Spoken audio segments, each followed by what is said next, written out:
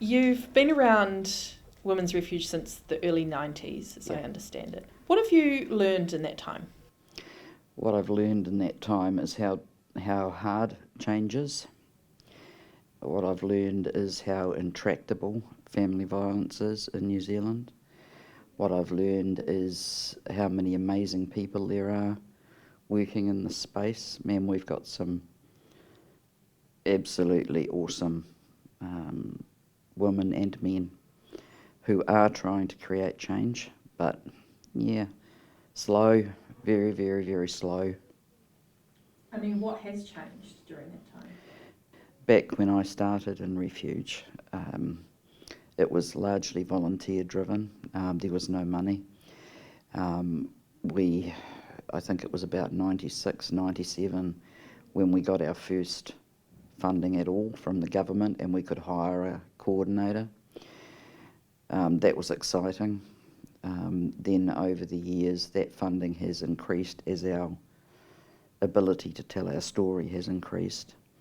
In the last 10 years we've had successive funding boosts from government, which has been really gratifying because it's obvious that they've recognised what needed to happen. Our refuges are, well, I wouldn't ever say sustainable because that's a bit of a dream, but they're as close to sustainable as they've ever been. We have good legislation. Our Family Violence Act, for all it's critiqued, is some of the best in the world. That's a huge achievement. We've had a couple of goes at a national strategy. The most recent iteration, Te Ao Rerekura, it's got promise, but it's going to require a hell of a lot more polishing around the implementation before it's going to do anything really worthwhile. You know, the vast majority of work that's going on in relation to the strategy is around response to family violence. And what I would like to see is far more emphasis going on to the prevention. You know, when I first started at Refuge, I remember going to our first training because it was a collective and we had these wonderful collective trainings, and there was this woman who was facilitating our training, and she said, and I'll never forget it, she said that the whole idea of Refuge was to eventually do ourselves out of a job. Now, to do that, we've got to stop women being hurt in the first place, and we're not investing anywhere near enough into real prevention work. You know, prevention work that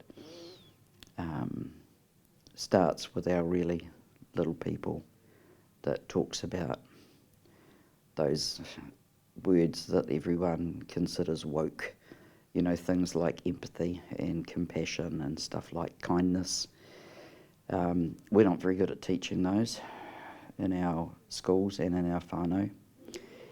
And until we have children who are becoming adults with a sense of empathy and compassion for others, we're not going to get any change. If you feel empathy for someone, it's really hard to hurt them. What's your hope for Women's Refuge after next week when you finish up? I mean, in the final analysis, I'd like to see the office shut down because we're not needed anymore. That's not going to happen. In 2015, you told the Standard, the Manawatu Standard, our work is not going to be done by the time I'm due to retire. And that is quite correct, yeah.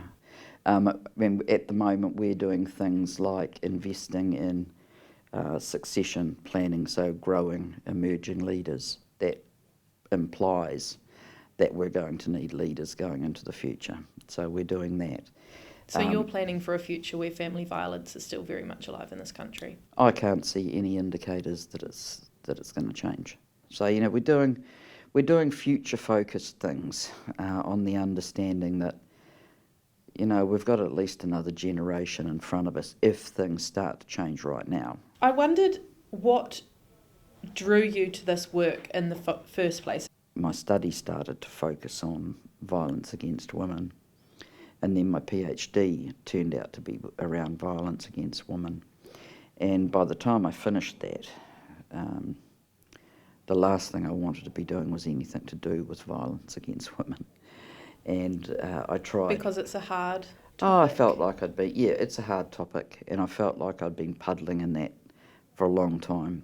And I tried really hard to move out of that space, and I couldn't get a job.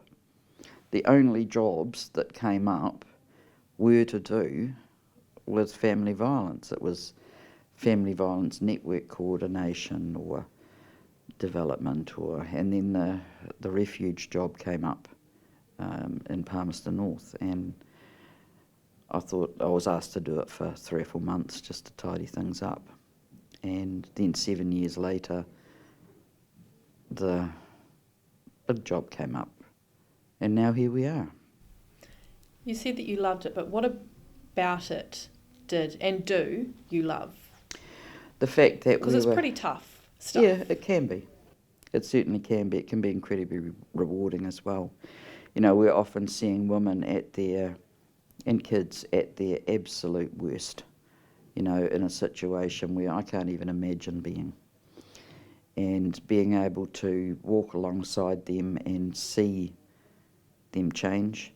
I mean, even getting women into the safe house, that was one of the first things that struck me, is having, picking a woman up from her home or outside a police station or somewhere like that, at McDonald's, and taking her to a safe house and sitting down with a cup of tea, and you could almost see the relief of them knowing they were safe. You know, I mean, that wasn't always the case. They didn't always feel that good about it, but it was, knowing that you were actually doing something real and concrete. You know, you weren't just making a referral to an agency or something like that. You were actually providing her with clothes for her and the kids. You were making sure they had a warm bed. You were making sure that they were fed.